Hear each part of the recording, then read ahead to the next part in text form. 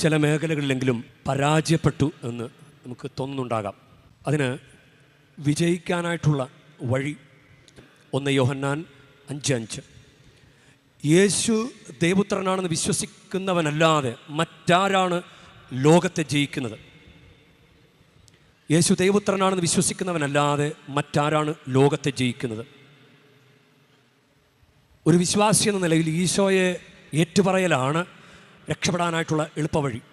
അതുകൊണ്ടാണ് റോമാക്കാർക്ക് എഴുതിയ ലേഖനം 10-9 യേശു കർത്താവാണെന്ന് അധരം കൊണ്ട് ഏറ്റുപറയുകയും പിതാവായ ദൈവം അവനെ മരിച്ചവരെന്ന് ഉയർപ്പിച്ചെന്ന് ഹൃദയത്തിൽ വിശ്വസിക്കുകയും ചെയ്താൽ നീ രക്ഷ പ്രാപിക്കും. 2 കാര്യങ്ങളാണ്: അധരം കൊണ്ട് ഏറ്റുപറയണം, ഹൃദയത്തിൽ വിശ്വസിക്കണം. അപ്പോൾ ഈ രക്ഷ എന്ന് പറയുന്നത് അത് സമഗ്രമായ രക്ഷയാണ്. ജീവിതത്തിൻ്റെ എല്ലാ മേഖലകളിലും നമ്മളെ രക്ഷപ്പെടുത്താൻ ദൈവത്തിന് കഴിയും ഈശോയെ ഏറ്റുപറഞ്ഞു കഴിഞ്ഞാൽ. അത് അനുഭവമുള്ളവരുണ്ട്. ചിലപ്പോൾ അത് പരീക്ഷിച്ച് അതൊന്നും നടക്കില്ല എന്ന് ചിന്തിച്ചവരുണ്ടാകാം.